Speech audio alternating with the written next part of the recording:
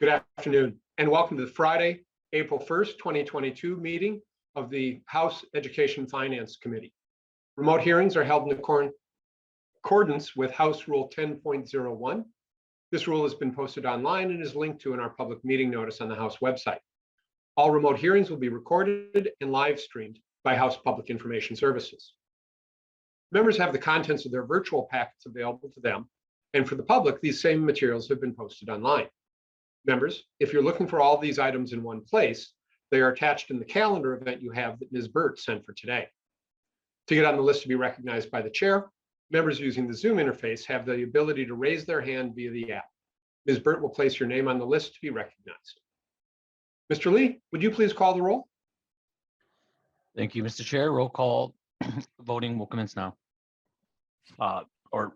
Chair Dowdy. Present. Representative Sanstead. Present. Representative Krisha. Representative Krisha is excused. Representative Bennett. Present. Representative Daniels. Present. Representative Damuth. Present. Representative Dravkowski is excused. Representative Erickson. Erickson present. Representative Feiss. Present. Representative Jordan. Present. Representative Marquardt. Marquardt present. Representative Mueller. Mueller present. Representative Richardson. Representative Richardson. Mr. Lee, I see her on the, oh, here she comes again. One moment. I can come back. Representative Thompson. Thompson present. Representative Walgamot. Representative Wolgamott present. Representative Shung. Representative Shung, one more time. Present. Representative Joachim. Joachim present. Representative Richardson. Present. All right, Mr. Chair, we have quorum. Excellent. Thank you all. Thank you, Mr. Lee. Representative Daniels, have you had the opportunity to review the minutes from our Thursday, March 31st meeting? And if so, would you like to move approval of the same? I have read the minutes, Mr. Chair, and I approve the minutes. Thank you, Representative Daniels. Members, any discussion to the Daniels motion? Seeing none, members, this is a voice vote. If you'd please unmute. All in favor of the Daniels motion approving the minutes from March 31st, please signify by saying aye. Aye. Aye. Any opposed, nay? Motion prevails. Thank you, Representative Daniels. Members, our first bill for today is House File 4570 from Representative Pinto. It's our intention to lay this bill over by 4:30. Representative Jordan, would you like to make a motion to move House File 4570 before the committee and to lay it over for further consideration and possible inclusion in a future omnibus bill? So move, Mr. Chair. Thank you, Representative Jordan. Chair Pinto, before you introduce your bill, I understand that you have an amendment you'd like to offer to get the bill in the shape you'd prefer. The chair moves That is, the. that's correct, Mr. Chair. My apologies. That is correct, Mr. Chair. Pardon me. Thank you. The chair will move the A3 amendment to be before the committee to put the bill in the shape that the author desires. Chair Pinto, would you please describe the A3 amendment? Thank you, Mr. Chair. Members, the A3 amendment catches the language of the bill up to the spreadsheet the members have before them. This provision related to developmental screening aid in the A3 is actually in the Early Child Committee's jurisdiction, but the spreadsheet reflects that it is moving along, and so we want to make sure that the language catches up and do it that way. So I appreciate member support. Thank you, Chair Pinto. Members, this is a voice vote. If you'd please unmute. All in favor of the chair's motion approving the A3 amendment to get the bill in the order that Chair Pinto wishes, please signify by saying aye. Aye. Aye. Those opposed, nay. Motion prevails. Chair Pinto, to your bill as amended, please.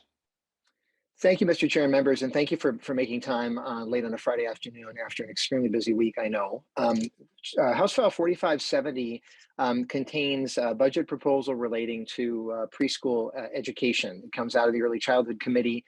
I should note that our committee the committee that I chair, has spent a lot of time and energy examining the earliest years as this committee as well.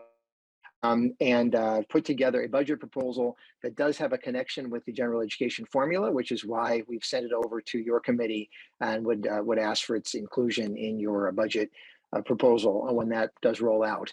The bill, as I say, contains both funding through the formula for a school-based preschool. It also contains an appropriation for preschool at Head Start and at licensed childcare programs. There are a number of other aspects of it, but what I might ask Mr. Chair at this point is to have Ms. Mock from House Research walk through the bill and have Ms. Becko describe the fiscal aspects, and then we can have testifiers, if that's okay with you, Mr. Chair. Certainly, Chair Pinto. Ms. Mock, if you'd be so good as to walk through the bill, then Ms. Beckel, you're on deck. Thank you, Mr. Chair. Good afternoon, everyone. So I'm going to walk through House File 4570, the first engrossment. I'm going to ignore the A3 amendment for the moment. So this bill has provisions that establish a new voluntary pre-kindergarten program for eligible 4-year-olds. So the first two sections of the bill make conforming changes related to the establishment of the new program. Section 3 is where the new program is established, and subdivision 1 of section 3 allows a school district, a charter school, a licensed childcare center, a licensed family childcare provider, or a Head Start agency that meets specified requirements to establish one of these new voluntary pre-kindergarten programs. Subdivision 1A defines a lead teacher as an individual with the primary responsibility for children in a VPK classroom, and provides that lead teacher is a teacher for specified employment, tenure, and bargaining unit purposes. Subdivision 2 specifies the requirements with which the VPK programs need to comply. Many of the requirements are the ones that are currently in effect for the current voluntary pre-kindergarten program, but there are a few new requirements. And those new requirements include providing at least 850 hours of instruction each year. There's a requirement to pay salaries that are equivalent to the salaries for public elementary school staff who have similar credentials and experience. And there's also a requirement that the lead teacher has to have at least a bachelor's degree no later than July 1st of 2028, but also provides that teachers who are currently working in the field or who have been employed for 3 of the last 5 years may be also employed as a lead teacher, even if they don't have a bachelor's degree. Subdivision 3 requires that the school districts and charter schools that have voluntary pre-kindergarten programs requires that they annually submit to MDE a mixed delivery program plan that ensures program alignment among all of the different VPK program providers within the school district boundaries. Subdivision 3A describes how the funding works. So school districts and charter school programs are funded based on the number of eligible students enrolled. And then the Head Start and licensed childcare programs receive $11,000 per year per eligible student. This subdivision also directs MDE to establish a process for allocating VPK seats among the Head Start and childcare programs. In subdivision 4, an eligible child for purposes of this program is defined as a child who is 4 years old and meets one or more of the specified criteria. And this subdivision also provides that a child who does not meet the definition of eligible child may participate in a VPK classroom and may be charged a sliding fee for that participation. This bill repeals subdivisions 5 and 6, and then subdivision 7 describes accounting procedures that the VPK programs must follow. So sections 4 through 6 of the bill all make conforming changes related to the new VPK program. Section 7 allows MDE in fiscal year 2023 only to allocate early learning scholarship money to Head Start programs and childcare programs to implement the VPK program. Section 8 provides that fiscal year 2023 serves as a transition year for current VPK programs, School Readiness Plus programs, and Pathway to Scholarship programs to transition to the new VPK program. Section 9 appropriates 96.9 million in fiscal year 2023 to MDE for the VPK program for the Head Start and childcare programs that participate. Section 10 repeals, and Section 10 is the final section that repeals 2 of the subdivisions of the VPK statute that I mentioned earlier. And that's the bill. Thank you, Ms. Mock. Ms. Beckel, if you could help us with the spreadsheet, please. Thank you, Mr. Chair. Yes, allow me to share my screen. Please. Okay, so this spreadsheet shows the voluntary pre-kindergarten proposal in 4570. The top of the spreadsheet, so lines 2 through 9, you don't need to pay too close attention to if you don't wish. These are all just formula-based items that are based off of the number of additional children that would be served and that funding through the formula. So additional formula funding through this program on line 10 would be 73.342 million in fiscal year 23, 105.375 million in fiscal year 24, and 109.317 million in fiscal year 25. Looking at items that are not formula-based, on line 13, this bill appropriates money to the Department of Education for administering the whole program. And this amount in fiscal year 23 is 2.584 million. In 24, 2.674 million. And in 25, 2.784 million. On line 14, this is the item that the committee just amended on the developmental screening aid. The reimbursement for the developmental screening aid is increased in that amendment. And so in fiscal year 2023, the increase in funding would be 977,000, and then an increase of 2.09 million in the tails. Line 15 is the overarching concept for lines 16, 17, and 18. So this is that mixed delivery appropriation that you see in the bill of 96.92 million ongoing. And the department estimates that Head Start would receive 47.278 million ongoing. The Licensed Center and Family Child Care programs would receive 47.278 million ongoing. And then the department would use 2.364 million ongoing for distribution of the funds to the Head Start and Licensed Center and Family Child Care centers. Then, as Ms. Mock mentioned, on line 23, some pre-existing funding for Pathway 2 would be reallocated to this program. And so you can see the amount reallocated here.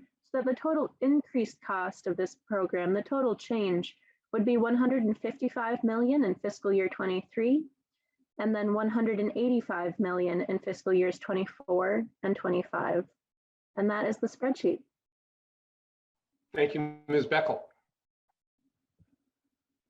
Chair Pinto, I understand that 2 testifiers have signed up to testify on your bill, Commissioner Mueller and Assistant Commissioner Burnham.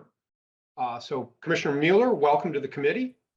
Please state your name for the record and begin your testimony. I understand that both of you have been allotted 3 minutes for your testimony. Welcome. Thank you, Mr. Chair, committee members. My name is Heather Mueller, Commissioner of Education. I want to thank Chair Pinto for bringing this proposal forward and thank this committee for the opportunity to provide some brief remarks in support of its establishment of a targeted pre-kindergarten program that can serve up to 23,000 4-year-olds. This multi-pronged pre-kindergarten program is a critical component of the Governor and Lieutenant Governor's Due North Plan. Robust programming for early childhood are crucial to support so many of the other proposals that are in the Due North Plan that are in front of this committee. To be clear, the pre-kindergarten proposal is just one of those early learning childhood building blocks. Setting our students up for success starts early, and a wide range of research shows how critically important the early years are to setting a child up for positive academic, social, emotional, and behavioral outcomes later. Our current pre-kindergarten system can be improved from what can and at times be a disjointed system based on differing funds and program requirements.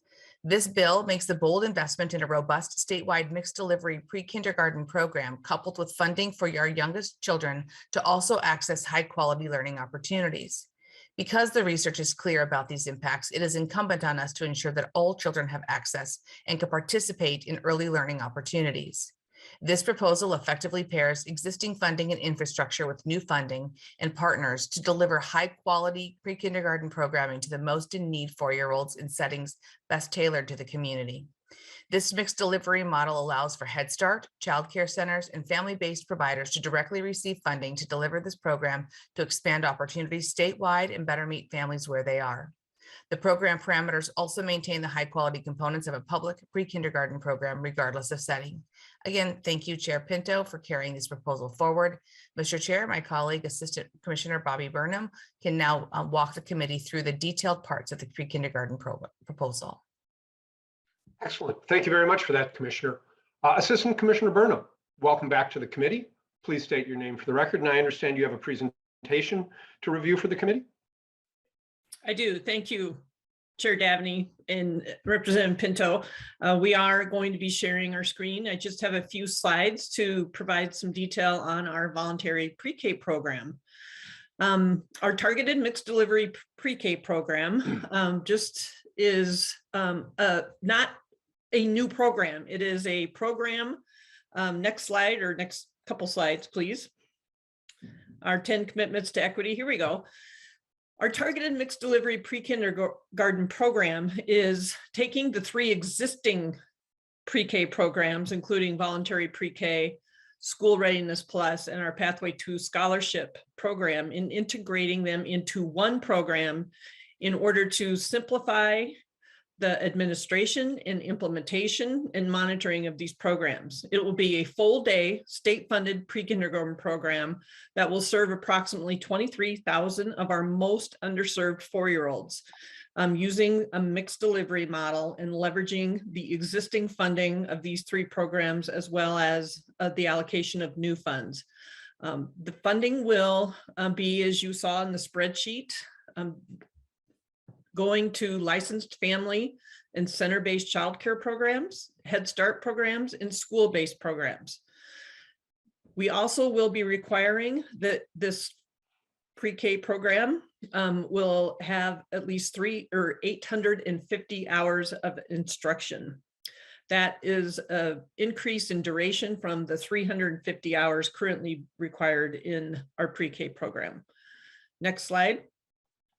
The children who will be eligible for this program must be 4 by September 1st of the school year. And the eligibility criteria includes free and reduced priced meals, English language learners, children receiving ECSE services, identify as American Indian, are experiencing homelessness, are identified as having a risk that may influence learning through health and developmental screening, are in foster care, kinship care, or in need of child protection services, as well as have a parent who may be a migrant laborer or a parent who is incarcerated. Next slide, please. The requirements, as outlined earlier, we are still focused and still prioritize that pre-K is about play-based learning in order to foster whole child development. These program standards are aligned with our early learning standards in classrooms. Our ratios remain the same, 20 students per classroom with a 1-to-10 ratio.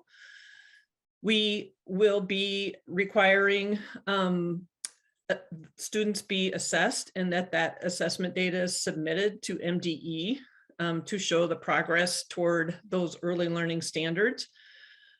We will employ a lead teacher with a bachelor's degree in early childhood related field by 2028, provide comparable salaries to those public schools teachers to the extent practical, provide high quality coordinated professional development, coordinated transitions into the kindergarten, coordinate services for early childhood special ed, English language learners, homeless students, and coordinate with other relevant community-based services.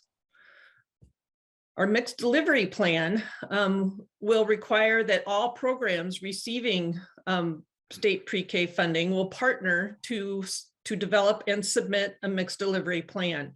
And in that plan will be details on how the programs will work together to coordinate outreach and enrollment, offer joint professional development, support coordinated services, and administer the child assessments, collect the data, and submit the data. The funding, as outlined on the spreadsheet earlier, will be general education funding for the school-based programs and dedicated funding streams for approximately 4,300 slots for each licensed childcare programs and Head Starts, with an individual per pupil rate of 11,000 per slot to be distributed by the department or a third-party administrator. And with that, Chair Davney, are the details of our voluntary pre-K program for 4-year-olds. Thank you. Thank you very much, Assistant Commissioner Burnham. When this hearing was posted, members, the public was provided with instructions on how to sign up to testify during the public portion of the bill hearing. We received 3 requests for public testimony. First on the list is Bree Ostoff, Director of Community Education for the Farmington Area Public Schools. Ms. Ostoff, welcome to the committee. Please state your name for the record and proceed with your testimony. Each of these testifiers has 3 minutes. Thank you, Chair and committee members. My name is Bree Ostoff, and I serve as the Director of Community Education for the Farmington Area School District. Today, I represent the Minnesota Community Education Association in sharing our support for House File 4570. There's incredible value in streamlining the funding process and access to quality pre-kindergarten programs for eligible 4-year-old children. Currently, there are 3 buckets of funding for these students: voluntary pre-K, VPK, school readiness, and pathways 2, each having their own guidelines and stipulations, but successfully reaching more students when braided together. This streamlined model also allows for more collaboration between families and community partners. I would like to note that our support does come with questions and concerns about the logistics stated, and we have scheduled a meeting with the Department of Education to discuss these. Across the state, the representatives of the Community Education Association have seen the impact on students who are able to utilize a variety of pre-kindergarten programs. We understand the foundation of a child's educational path starts with pre-kindergarten programming that meets the needs of the family. We support House File 4570 and see it as a way to grow the capacity and quality of programming in our youngest learners. Thank you. Thank you, Ms. Ostoff. Next, Craig Gratke, Executive Director of the Minnesota Head Start Association. Mr. Gratke, welcome to the committee, or welcome back. Please state your name for the record and proceed with your testimony. Well, good afternoon, Chair Davney and Chair Pinto. My name is Craig Gratke. I'm the director of the executive director of the Minnesota Head Start Association. And I would really just like to say I appreciate the investment in our youngest children in Minnesota, and really appreciate the form that this bill has taken. It aligns very much with what we do in Head Start, and will expand services to many of our neediest children. I appreciate the year of planning, because we'll have some shuffling we'll have to do, which will allow us probably to serve more early Head Start children as we take up some of that preschool space. We do have some questions too, along with this. As you know, our Head Start world is a little bit different. We look at full day, full year programming, or not full year programming, but full day programming as about 1,020 hours, not 850.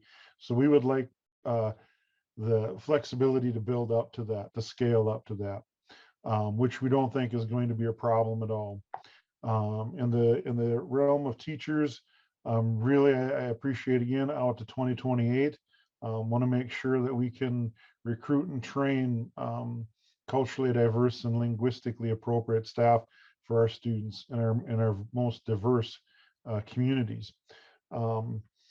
Outside of that, I think that ensuring that we have a good system of bringing kids in and making sure that they get to the right places to get services will be essential in moving forward. And we also have had some discussions with the Minnesota Department of Ed on how to move forward, and looking at the cost per child, those kinds of things, that fits kind of already what we have set up as far as our state funding. So again, really appreciate the opportunity to speak to you today and really appreciate the additional funding. Thank you. Thank you, Mr. Gradke. Mr. Heller, welcome back to the committee. Please state your name for the record and proceed. Can I be heard right now? Yes, you can, sir. Okay, thank you. Hi, my name is Rick Heller. I unofficially represent the twice exceptional and print disabled. I asked that the agenda would reflect that. It does not. I've been doing this unofficially for a few years. Certainly. Secondly, regarding the bill today, it mentions, I believe, on line 2 something. I don't have it in front of me. I do, but anyways, I'm going to talk off the cuff here. I'm a white male with a cap, baseball cap on that's camouflage. I'm over at age 60 with a beard. I just like to describe to the audience, since I don't have my picture there. I think it's a service I can provide to the people. Regarding the twice exceptional, it's just something about people that don't have a disability. However, twice exceptional has yet to been defined in Minnesota Statute 120B-15. In 2015, they put minorities, English as a second language, economic disadvantage, and then the lingo word currently twice exceptional. The bill may skirt the idea that even your spreadsheet was not fully accessible, by the way. I don't know if anybody manually checks those, but with the PDF portable document formats, it's not accessible with that type of screen reader. Since your staff created it, I ask that you manually check your documents in the future. Anyway, I was getting back to that spreadsheet. It mentions special ed, but it doesn't mention twice exceptional. It doesn't break that down, because now we have in the statutes in 2015, but here we are resetting race to the top funding that came from the federal government to create that $47 million for that pilot program to identify early every kid that's school ready. I think that's what's going on here. There's a shift going on. That federal funding dried up. Now we're going to continue this voluntary kindergarten thing. But yeah, we have yet to define twice exceptional, not only in your spreadsheets, but for the public at large. And don't we have a service to treat them the same way we'd want to be treated? We all know that your disc doesn't define you, but your ability likely would. So my suggestion to the chair, Pinto, Dabney as the chair, and Pinto, that he willing to orally amend the bill to create twice exceptional, put Minnesota Statute 120B-15 in there, because at least we're going to identify, as we work on voluntary kindergarten regarding developmental, that they want to identify these kids that are gifted and talented, because twice exceptional are found with the kids with the gift or talent or both, but also have a disc on their ability. So in a way, it's hidden. So it's my suggestion through the chair, if Dave Pinto is willing to amend or consider amending that at this meeting, to put Minnesota Statute 120B in there 15, because they're not only they gifted, but they're also found with a disc on their ability. Thank you, Mr. Heller. We can consider that as if the bill moves forward. Members, questions?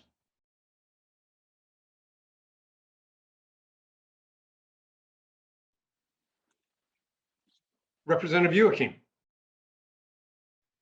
I just have to say that I'm excited for this proposal. I'm excited for the stability that it brings to our programs. Not only is it investing in up to 23,000 students that are underserved, but by braiding the programs together, it creates stability so that it can reach all other children on the sliding fee scale too.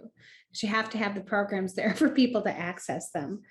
So I'm just really excited about that and the way you structured it. I like the mixed method approach, and wondering, the only question I have, since we are pushing this into full day, which I think is wonderful, since we're reaching a population that's underserved already, one thing I do worry about, and this can be a discussion for the future, let's get this started, but either sliding fee scale before and after school and transportation in particular. But the before and after school care piece of it as well, since the school day is shorter than most people's work days, and that transportation in between a possible before and after childcare can be really difficult for some families. So just something to think about as we move forward with this. But just thank you for all your work in this arena and the impact that this can make. Representative Pinto, response. Thank you, Mr. Chair, and thank you, Representative Yukim. Thanks so much. I guess what I want to make sure that we recognize is, just because I know members of this committee have not had the benefit of seeing this in what we've seen in our committee, is just how deeply underfunded and challenged this system is. And so I really would agree with you, Representative Yukim. We want to be keeping an eye on after school care and before care and filling in all those gaps. Right now we have this massive gap of having 4-year-olds not receiving the preschool enrichment that they need. And so I really appreciate you pointing this out. And so this is a good opportunity for me to just point out to committee members that there is so much further that we need to go.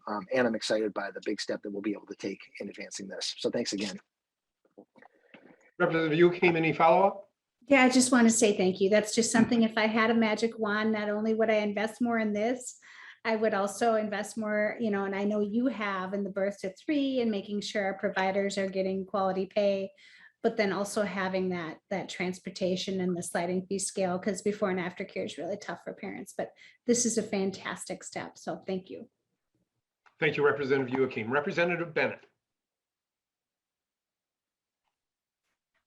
Thank you, Mr. Chair. And I'm not sure, maybe the bill author could answer this question, but 2 things. One, I'm just wondering, can we get a little more detail on the relationship between the public schools and the private providers, and how these permissions work from the Department of Education, or the allowing private providers to gain funding, and just how will that relationship look? How will it work?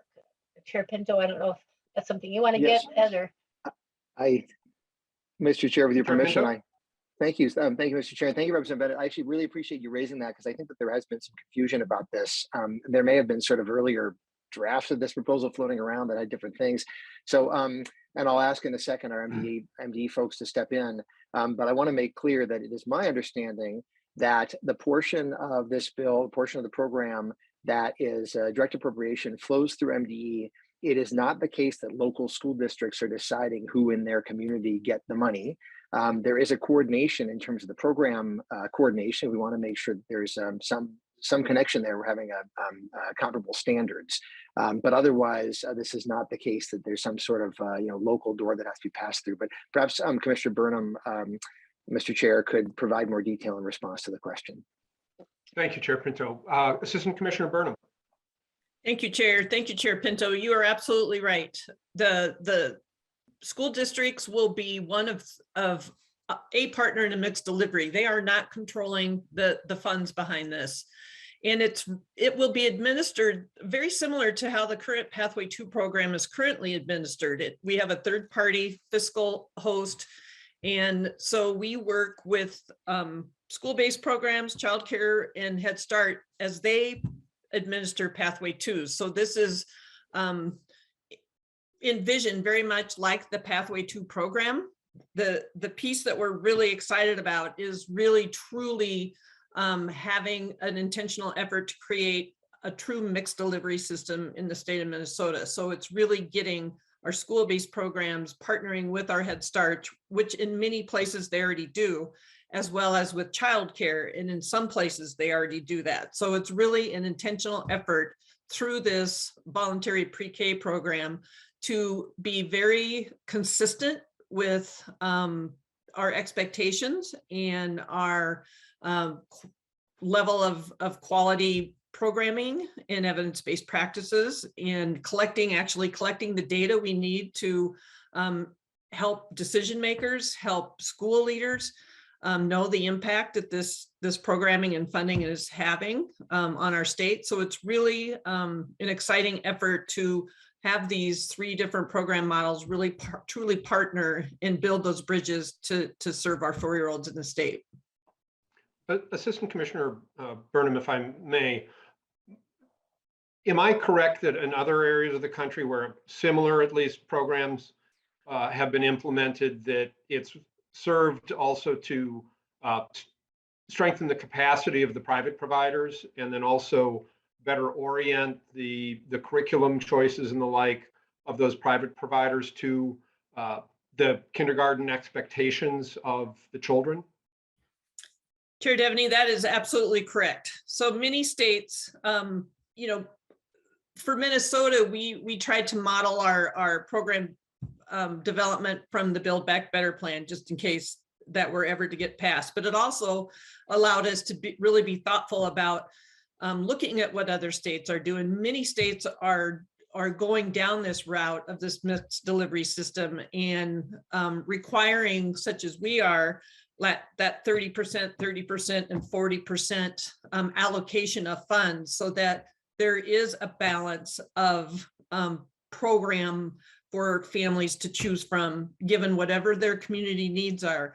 You know, there may be a community that's really strong in the licensed family childcare, and so there's going to be more 4-year-olds served there than potentially the school district, or vice versa. It just really depends on what the best fit is for each community. But there's definitely a choice there, as there is in a Pathway to Scholarship program right now, for a family to choose where they want to send their 4-year-old, school-based, childcare, or Head Start.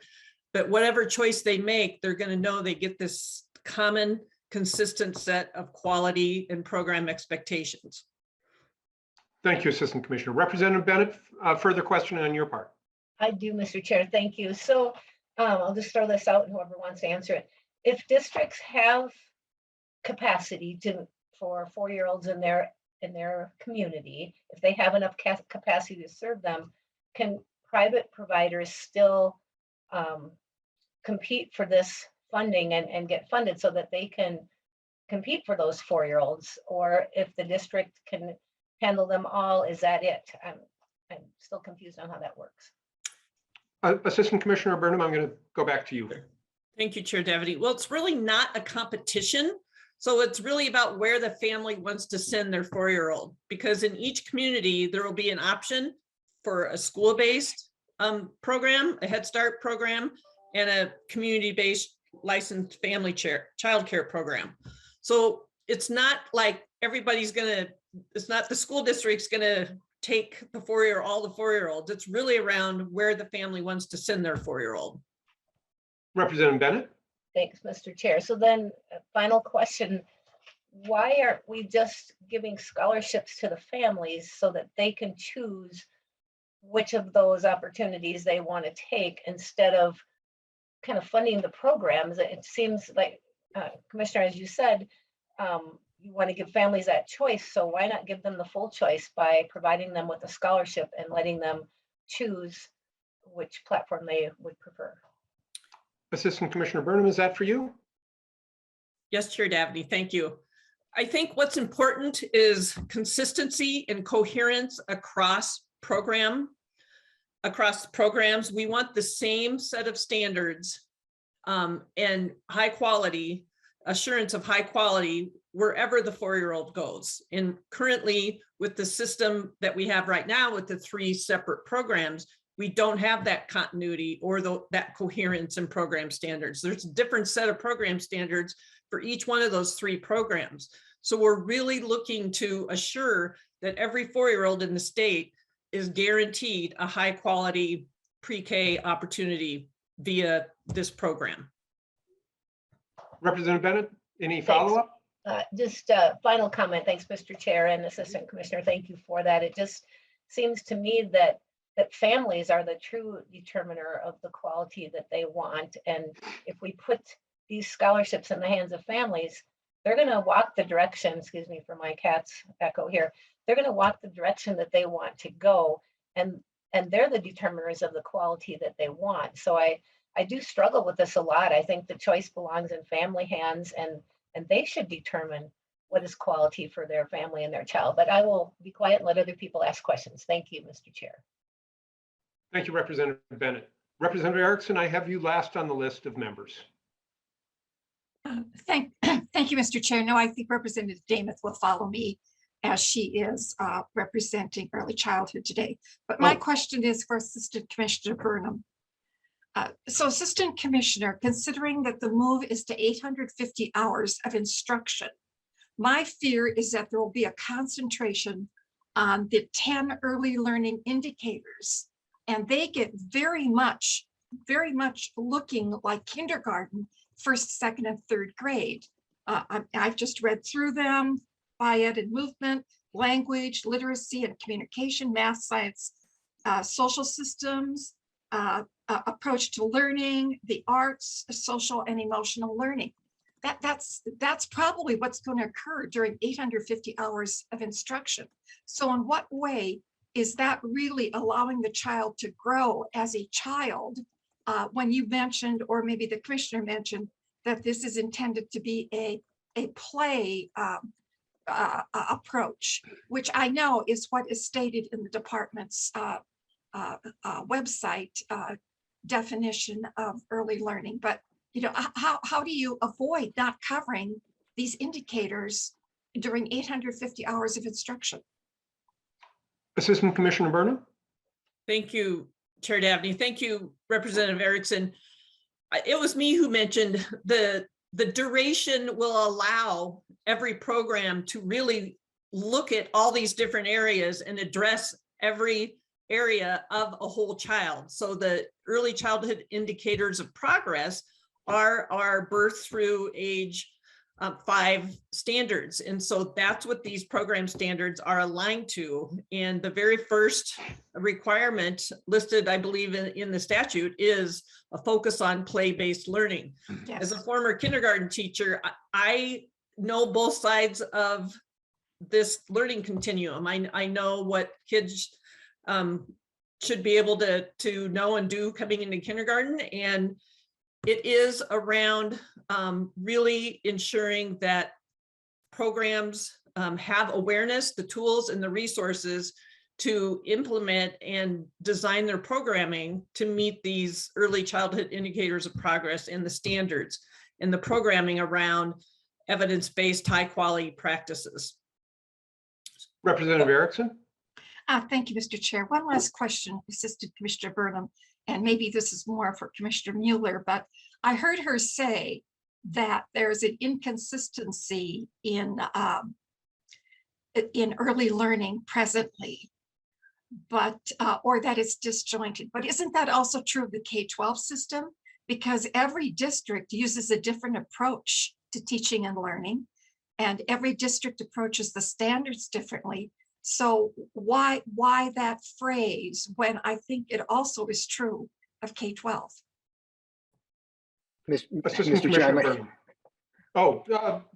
Chair Pinto, please. I may need to leap in as the bill author to say, Representative Erickson, I would put the disjointedness of early childhood up against the disjointedness of K-12 any day of the week. And I think Chair Dabney, serving on the Early Childhood Committee, would know what I mean in chairing this committee. I mean, there are 6 or 7 programs that do almost exactly the same thing in early childhood. And that is not the fault of people who do the work. It's the fault of us in the legislature.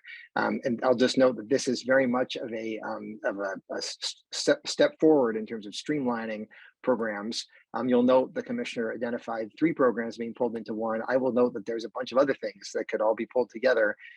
So while it's true there are different districts throughout the state, families know that when their child reaches the age of 5, thank God they can stop paying for early care and learning out of their pocket and pay 30–40% of their income, and it starts being provided by the state, recognizing the value to all of us of a child receiving an education. Wherever they live in the state, they're going to receive an education.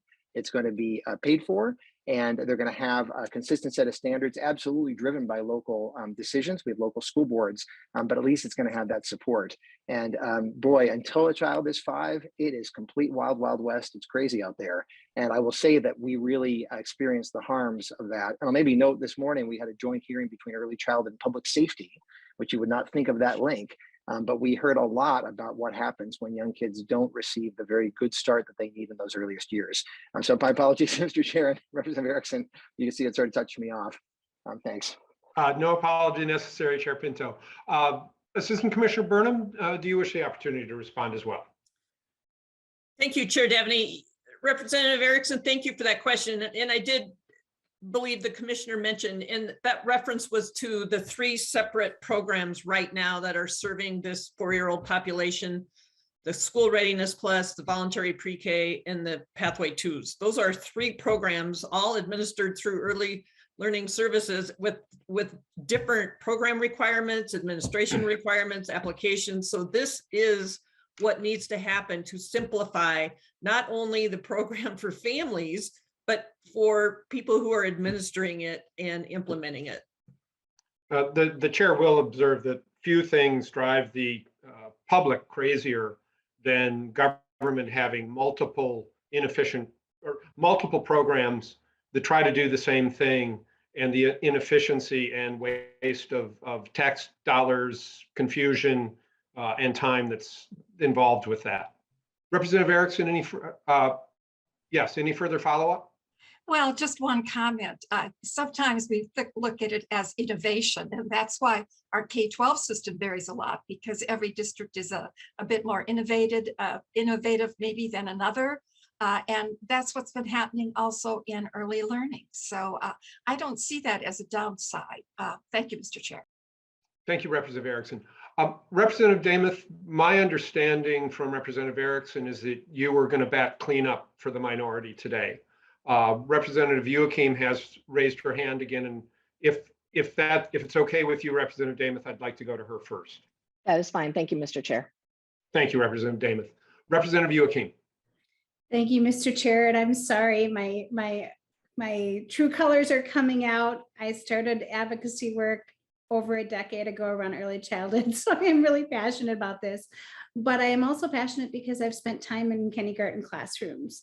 And I actually spent time transitioning some kiddos from the early childhood special education program into our kindergarten classrooms in one of our districts. And it became very apparent, not just with kiddos in the classrooms that had quality early childcare education, but for our own kids that had bigger barriers, being kiddos with special needs, actually being more prepared because they were in a quality program than some of the other children coming into the school. I know 850 hours sounds like a lot, but our kids' brains are growing so fast when they're young.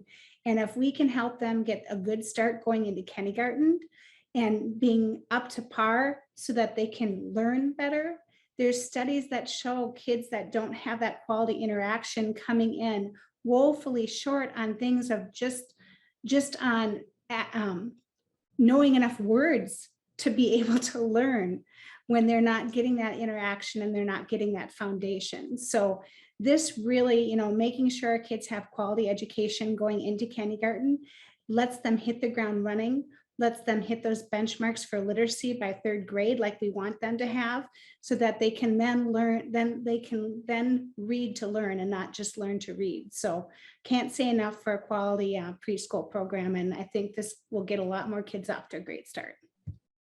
Thank you, Representative Joachim. Representative Demuth. Thank you, Mr. Chair. One question, and then I will have a few comments, but either to the bill author, Chair Pinto, or to Assistant Commissioner Burnham. Talking about the funding piece, I believe I have read and heard in committee yesterday, the $11,000 per student, that's either at Head Start or at a licensed family childcare or a childcare. Is that correct? And could you talk a little bit about that for a moment? Representative Pinto. Thank you, Mr. Chair. Yeah, and I guess I probably will direct that to Commissioner Burnham to describe a little more about that detail. All right, Assistant Commissioner Burnham, please. Thank you, Chair Davney. Yes, Representative. So it is $11,000 per slot for the 4,300 slots allocated to each Head Start and license-based family childcare. Representative Demuth. Okay, thank you. I have working from home is interesting, and I have a dog that just unplugged everything. My apologies. Quite all right. Thank you, Assistant Commissioner Burnham. I appreciate the comments on that. You know, I have a number of concerns. We did hear this bill in early childhood, and I am an early childhood advocate. I am an education advocate, but I also will continue to support and stand for our family child care providers. And I do believe that this, as it is set, is going to disadvantage our family child care providers. I really believe that. I think we've heard testimony that supports that. I know we have a letter of testimony in our packet in today, but as I read the bill, I do see that the commissioner will determine how those slots are allocated. I do read that it is determined on the district level. Well, when parents are needing to make choices, if there is school funding, and you know, the comment was made earlier that, you know, we have a free education. It is available as a public education in our K-12, but it is not free because we are all paying for that as taxpayers. And it's an important thing. I believe in that without a doubt. My kids, I'm a product of public education, my kids are, and I believe that. But when I look at what this bill could potentially do for our family child care providers, which are a portion of that foundation, as we've heard in our workforce, you know, it's a workforce issue, it's a child care issue, it's a child development and education issue. When I look at that, I feel that this is going to be very damaging. The way that I would definitely like to see any dollars put into it would be into scholarships. And I know that was already mentioned, but scholarships give each family the individual decision to pick what is going to be best for their children. That could be a school program without a doubt. It could also be a licensed center. It could be private, and it could be a licensed family child care. And I think we need to keep that in mind. So I don't have many more comments, Mr. Chair, just definitely some concerns. I know this is going to be moving and changing. I've appreciated the opportunity to work with Chair Pinto on a number of early childhood things, but this bill is very concerning to me. Thank you, Mr. Chair. Thank you, Representative Dameth. Chair Pinto? Thank you, Closing Mr. Chair. comments, response? Yeah, thank you so Floor much, is yours. Mr. Chair. And thanks for the discussion, members, and the good points. First, I want to make sure it's clear, this was alluded to earlier, I think Commissioner Mueller's comments, that, and this is unfortunate, you're really only seeing, members, a part of what I hope will be moving forward when it comes to early learning and care. So just because of the way our committee structures are working, this is the proposal relating to 4-year-old pre-K. I'm very proud of it. And I want to note, and please keep your eyes peeled, for our broader efforts to get young kids off to a great start. Opportunity gaps do not start in the K-12 schools. I know this is a big focus of this committee. They start well before school, and they even start even before when kids are 4. So we'll be focusing a lot on those infant and toddler years. And when kids are 4, I think if you'd ask most Minnesotans, boy, should we have preschool for our 4-year-old kids? They would say we absolutely should. And the kids in question, the 23,000 kids that we're talking about, are those who are low income and those who are particularly vulnerable, homeless or highly mobile, incarcerated parent, et cetera. Members, we have got to step up and make sure that those children have a terrific start in life. As we do that, we know that there'll be a benefit not only to them, but to all of us along the way. This is a well-balanced and really very well-constructed plan. I should note the administration had rolled this out, and I have examined it from every direction, and the members of the Early Childhood Committee have as well. And I'm really proud to be bringing it before you today and to urge that you advance it next week and beyond. In your budget bill, where I know we'll then be marrying it up with other components as well. Members, it is time that we get young kids off to a great start, and this is going to be a great opportunity in doing so. And thank you so much, Chair and members, for the time this afternoon. Thank you, Chair Pinto. With that, members, Representative Jordan renews her motion to lay over House File 4570 as amended for possible inclusion or further consideration at a later date. Members, a little peer into next week. Ms. Burt will be posting our meetings for next week shortly. We anticipate having omnibus DE language available by Monday morning at the latest for public review. I want to thank the committee staff for all the work that they've been doing and will be continuing to do to get that delete everything language out and the accompanying spreadsheet. We'll have the opportunity for public testimony on components of the bill later next week. We want a full public vetting of that language in the spreadsheet. With that, members, unless there are any other questions, we are adjourned. Thank you much.